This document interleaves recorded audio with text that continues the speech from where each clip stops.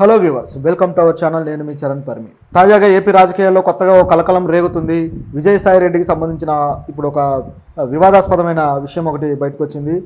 అదేంటంటే ఒక వ్యక్తి మదన్ మోహన్ అనే వ్యక్తి ప్రొఫెసర్, ఈయన నాకు పుట్టిన బిడ్డ నా బిడ్డ కాదు, ఆయన విజయసాయి రెడ్డికి పుట్టిన బిడ్డ అని చెప్పేసి ఆయన కొత్తగా ఒక ఫిర్యాదు చేశారు. అది కూడా దేవాదాయ శాఖకి ఫిర్యాదు చేశారు. సో ఆయన ఫిర్యాదులో ఏమేమి విషయాలు ఉన్నాయి, ఆయన విజయసాయి రెడ్డికి ఈ వయసులో దాదాపు 67-68 ఏళ్ల వయసులో ఈ వయసులో ఒక బిడ్డ పుట్టడం ఏంటి, ఏం జరిగింది దీని వెనుక అనేది మనం ఒకసారి గమనిద్దాం.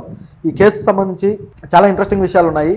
ఇప్పుడు విజయసాయి రెడ్డి గారు ఏపీలో వైసీపీ ప్రభుత్వం ఉన్నప్పుడు ఆయన ఎంత కీలకమైన వ్యక్తిగా ఉన్నారో, ఆ టీటీడీలో కావచ్చు, అలాగే అనేక శాఖలకు సంబంధించి ఆయన దాదాపు నెంబర్ 2 జగన్ తర్వాత నెంబర్ 2గా ఉండి ఆయన సొంత నిర్ణయాలు తీసుకొని అనేక కార్యక్రమాలు చేయించే పొజిషన్లో ఉన్నారు. సో అంత కీలకమైన వ్యక్తి మీద ఇప్పుడు ఇంత పెద్ద ఆరోపణ రావడం అనేది మరి ఆశ్చర్యం కలిగిస్తుంది. సో ఇప్పుడు విజయసాయి రెడ్డి మీద ఈ విషయం గట్టిగా చుట్టుకొని ఉంది. అదేంటంటే ఇప్పుడు విజయసాయి రెడ్డికి ఇది గట్టిగానే చుట్టుకోబోతుంది. ఇప్పుడు గతంలో కూడా ఇట్లా పొలిటీషియన్ల మీద ఇలాంటి లైంగిక ఆరోపణలు ఆల్రెడీ కొన్ని చూసాము. ఇంతకుముందు గవర్నర్ నితీష్ తివారీ కావచ్చు, ఇలాంటి వ్యక్తులు కొంతమంది అయితే ఆ ఆరోపణలు నిరూపణ కూడా అయ్యాయి. సో మరి ఈ ఆరోపణ ఏంటి చూస్తే, దీంట్లో ఈ మదన్ మోహన్ అనే వ్యక్తి ఎవరైతే ఉన్నారో ఈయన ప్రొఫెసర్ అనమాట. సో ఈయన ప్యాకింగ్ టెక్నాలజీకి సంబంధించిన ప్రొఫెసరు. ఈయన యుఎస్లో గతంలో యుఎస్కి వెళ్ళినప్పుడు తర్వాత కొంతకాలం అక్కడ ఉండి అక్కడ వర్క్ చేసిన తర్వాత తిరిగి వచ్చిన తర్వాత ఆయన భార్యతో ఆయన కలిసిన సందర్భంలో 3 రోజులకే నేను ప్రెగ్నెంట్ అని చెప్పారంట. సో అతను షాక్ అయిపోయాడు. నేను యుఎస్లో ఉంటే నువ్వెలా ప్రెగ్నెంట్ అయ్యావు అనేది ఆయన ఆశ్చర్యం. సో దాంతో ఆయనకు డౌట్ వచ్చింది, ఇది ఎలా జరిగిందని చెప్పేసి. కాకపోతే ఆమెను అప్పుడు అడిగే ధైర్యం చేయలేదు అనుకుంటా. సో అడగకుండా అలా ఉన్నాడు.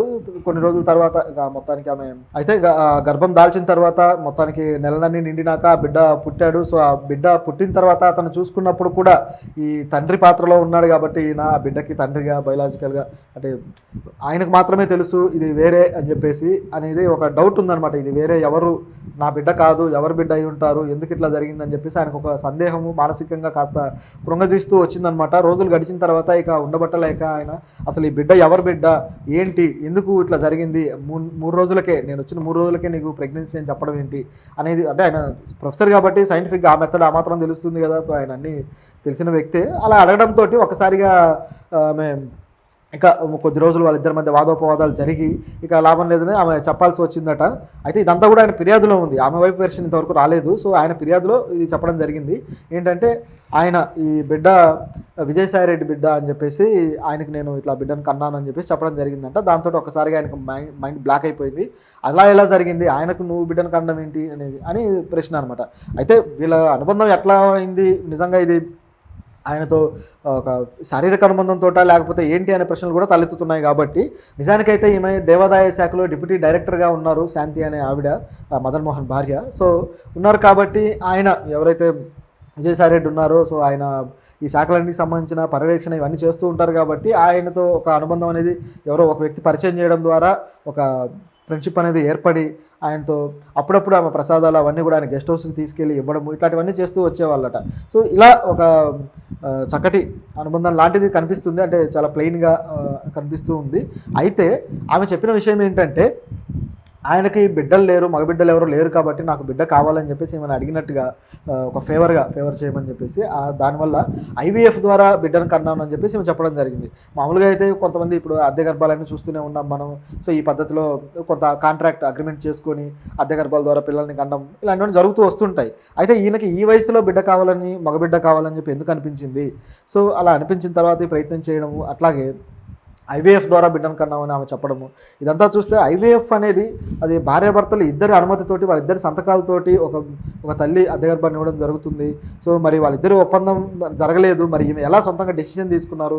ఎందుకంటే బిడ్డను కనడం అనేది వీళ్ళిద్దరి హక్కు. అంతేగాని సొంతంగా డెసిషన్ తీసుకొని కూడా ముందుకు వెళ్ళి తర్వాత ఇప్పుడు ఇది ఎలాంటి పరిణామాలకు దారితీస్తుందనే ఆలోచనలు ఎన్నో ఉంటాయి కదా. మరి ఆమె అవన్నీ ఆలోచించలేదా? నిజంగా ఇది ఐవీఎఫ్ ఏనా అనే ప్రశ్నలు మళ్ళీ కొత్తగా తలెత్తాయి అనమాట. సో ఇలా ప్రశ్నలు తలెత్తేసరికి ఇప్పుడు ఇక కొన్ని రోజుల తర్వాత మళ్ళీ ఆమె పేరు మార్చి విజయసాయి రెడ్డి కాదు, మరొక వ్యక్తి ఉన్నారు, ప్లీడర్ సుభాష్ అని చెప్పేసి ఇంకో పేరు చెప్పడం జరిగింది. సో ఈ సుభాష్ ఎవరు? Government pleader.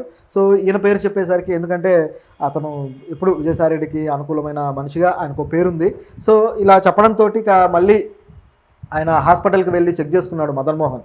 చెక్ చేసుకుంటే హాస్పిటల్లో ఆమె ట్రీట్మెంట్కి సంబంధించిన విషయంలో ఈ భర్తగా ఈ సుభాష్ అనే వ్యక్తి పేరుంది. సో తన పేరు ఉండాల్సిన చోట ఆ పేరు ఉండడము, ఆ బిడ్డ తన బిడ్డ కాకపోవడం, ఇవన్నీ ఆయనకి చాలా ఇబ్బందికరమైన విషయాలుగా ఆయన చాలా ఆందోళన పడ్డాడు, ఆవేదన పడ్డాడు. సో ఈ సుభాష్ ఎవరు అని చెప్పేసి కనుక్కొని అతని దగ్గరికి వెళ్ళి అతన్ని అడిగితే, సో అతను ఏమన్నాడంటే దీని వెనక పెద్ద వ్యక్తులు ఉన్నారు, నాకు ఏ సంబంధం లేదు, నేను కాదు దీనికి కారణం అని చెప్పడం జరిగింది.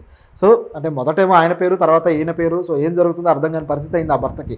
ఇలా చెప్పడంతో ఆయన ఎవరా పెద్ద వ్యక్తులు, ఎవరు ఏంటి చెప్పమంటే ఆయన చెప్పలేదు సుభాష్. కాకపోతే ఈయనకు ఆల్రెడీ తెలిసిందే కదా, ఆమె డైరెక్ట్గా చెప్పేశారు పలానా వ్యక్తి అని చెప్పేసి. సో ఇలా జరిగింది. ఇలా జరిగిన తర్వాత ఇక్కడ నుంచి ఎలా న్యాయం జరగాలి, తనకు ఏ తరహా న్యాయం జరగాలి అనేది ఆయన ఆందోళన పడ్డాడు. ఇక లాభం లేదని చెప్పేసి దేవాదాయ శాఖకి, ఆమె ఏ శాఖలో పనిచేస్తున్నారో ఆ శాఖకి ఈయన ఫిర్యాదు రూపంలో ఇదంతా రాయడం జరిగింది. సో రాసి పెట్టడం జరిగింది వాళ్ళకి. సో మీరు ఎంక్వైరీ చేయండి, దీంట్లో ఏం తీర్పు వస్తుంది, ఎంక్వైరీ చేసి మీరు దానికి తగ్గ నిర్ణయం తీసుకోండి అని చెప్పి పెట్టడం జరిగింది. ఎందుకంటే ఇప్పుడు ఇంకా ఆయనకు ఇప్పుడు మామూలుగా అయితే పోలీసులకి కేసు ఇవ్వాలి, పోలీసులు దర్యాప్తు చేయాలి, ఇదంతా జరగాలి. మరి వాళ్ళకి పెట్టడం వెనక ఈయన ఉద్దేశం ఏంటో మరి తెలియదు. అయితే వాళ్ళు కూడా మరి ఎంక్వైరీ చేశారా ఏంటో తెలియదు, కానీ వాళ్ళు ఆమెను కొద్ది రోజుల క్రితం సస్పెండ్ చేయడం కూడా జరిగింది ఆమె బాధ్యతల నుంచి. సో సస్పెండ్ చేశారు అంటే ఇంకేదో జరుగుతుంది అనేది వాళ్ళకి ఏదో మొత్తానికి ఇన్ఫర్మేషన్ ఉంది అనేది అర్థం. అయితే ఇప్పుడు ఆ శాఖ దీనికి సంబంధించి బయటకు వచ్చి ప్రెస్ మీట్ పెట్టి ఏమన్నా విషయాలు తెలియజేస్తారా తెలీదు, లేదా ఈయన మదన్ మోహన్ మళ్ళీ పోలీస్ స్టేషన్కి వెళ్ళి దీని మీద కేసు ఏమైనా పెడతారా, తనకు అన్యాయం జరిగినట్టుగా తెలియదు. సో ఇది ఒక అన్యోన్యమైన దాంపత్యంలో పెద్ద చిచ్చురైపినట్టుగా అయిపోయింది. అయితే ముఖ్యంగా ఇందులో అందరికన్నా పెద్దగా అన్యాయం జరగబోయే వ్యక్తి ఎవరయ్యా అంటే మాత్రం ఆ పుట్టిన బిడ్డ ఇప్పుడు ఇప్పుడు పెంపుడు తండ్రి లేకపోతే సొంత తండ్రి, లేకపోతే ఏ తండ్రికి అయితే పుట్టాడు ఇప్పుడు ఆ తండ్రి కోసం ఆ తండ్రి దగ్గరికి తనని పంపించే పరిస్థితి ఉందా, కోర్టు చట్టాలు ఇప్పుడు చాలా లిటిగేషన్లు ఉన్నాయన్నమాట దీంట్లో. మరి ఆ బిడ్డ పరిస్థితి ఏంటనేది ఇప్పుడు పెద్ద ప్రశ్నార్థకం అయింది. అలాగే ఆ స్త్రీ కూడా, ఇప్పుడు ఆమె శాంతి అనే వ్యక్తి ఎవరైతే ఉన్నారో ఇప్పుడు ఆమె పరిస్థితి కూడా ఇప్పుడు దీంట్లో ఒక డైలమాలో పడ్డట్టుగానే కనిపిస్తూ ఉంది. ఎలాంటి పరిణామాలు ఎదుర్కోవాల్సి ఉంటుంది దీని తర్వాత అనేది ఒక పెద్ద క్వశ్చన్గా ఉంది. అయితే ఈమె చెప్పడం కూడా అసలు ఎందుకు ఆయనకి మీరు ఇట్లా ఈ విధంగా అంగీకరించారనే దానికి ఆన్సర్ కూడా ఆమె 30 కోట్లు బిడ్డ తరపున వేస్తాడు అని చెప్పాడు, నాకు మాట ఇచ్చాడు అని చెప్పేసి చెప్పడం జరిగింది. ఇక్కడ విచిత్రమైన క్వశ్చన్ ఏంటంటే 30 కోట్ల డబ్బుకి ఈమె ఆశపడి కక్కుర్తిపడి ఈ విధంగా ముందుకు వెళ్ళారా అనేది ఒక ప్రశ్న. అయితే మరొక ప్రశ్న ఏంటంటే తనకు బిడ్డ కావాలన్నప్పుడు పుట్టిన బిడ్డను ఆయన కదా తీసుకువెళ్తాడు, సో మళ్ళీ బిడ్డ పేరు మీద 30 కోట్లు వేయడం ఏంటి అనేది ఒక మరో ప్రశ్న. ఎందుకంటే ఇప్పుడు వీళ్ళ అకౌంట్లోకి డబ్బులు వేస్తేనే కదా అది బిడ్డ వీళ్ళ దగ్గర పెరుగుతారు. సో ఒకవేళ మరో ప్రశ్న ఏంటంటే ఆయన బిడ్డని ఈ తండ్రి ఎవరైతే ఉన్నారో ఆమె భర్త మదన్ మోహన్, అతను గుచ్చి అడిగి ఆమెని కాస్త గట్టిగా నిలదీస్తే తప్ప ఆమె ఆ పేరు చెప్పలేదు పలానా వ్యక్తి బిడ్డ అని చెప్పేసి. ఒకవేళ ఆయనకు ఆ సందేహం రాకపోతే ఇతని బిడ్డగానే పెరిగి ఉండేవాడా, ఇతని బిడ్డగా పెరిగేటట్లయితే ఐవీఎఫ్ ద్వారా ఎందుకు ఆయనకు బిడ్డను కంటాం అనేది మరో ప్రశ్న. ఇప్పుడు ఆయనకు బిడ్డను ఇవ్వాలనుకుంటే కదా అలా జరగాలి, ఇతని బిడ్డగా పెరిగేటట్లయితే ఎందుకు? పైగా ఆయన డబ్బులు వేస్తా అన్నాడు, ఆయన డబ్బులతో ఈయన బిడ్డ పెరిగినంత మాత్రాన ఆయన బిడ్డగా ఎలా అవుతాడు? చట్ట ప్రకారము కాడు, మరి ఏ విధంగానూ కాడు కదా. సో ఇలా అనేక ప్రశ్నలు ఉన్నాయి దీని చుట్టూ. అంటే ఆమె భర్తకు తెలియకుండా ఇలా చేసింది ఏదైనా తప్పుడు మార్గంలో వెళ్ళారా లేకపోతే ఏంటి అనేది ఇంకా తేలాల్సి ఉంది, కానీ కోర్టులు తేలుస్తాయి. అయితే ఇక్కడ ఈ అనుమానాలకు మాత్రం సమాధానాలు కావాల్సిందే. ఎందుకంటే అతనికి పుట్టిన బిడ్డని ఇతనికి పుట్టిన బిడ్డగా ఆమె చూపించాలని ఎందుకు అనుకుంటున్నారు అనేది మొదటి ప్రశ్న. అలాగే ఇతను ఎవరైతే ఉన్నారో ఇప్పుడు మదన్ మోహన్ ఇప్పుడు ఆ బిడ్డని వదిలించుకునే ప్రయత్నం చేస్తాడా మరి ఏంటి అనేది మరో ప్రశ్న. తర్వాత వచ్చేసి ఈ 30 కోట్ల డబ్బు ఒకవేళ ఆమె అకౌంట్లో వేసి ఈమె అకౌంట్లో తన బిడ్డని ఎందుకు పెంచాలనుకుంటున్నాడు, వేరే వాళ్ళ తనయుడిగా ఎందుకు పెంచాలనుకుంటున్నాడు విజయసాయి రెడ్డి అనేది మరో ప్రశ్న. అయితే దేనికి సమాధానాలు లేవు, ఇక సమాధానాలు రావాల్సి ఉంది. అయితే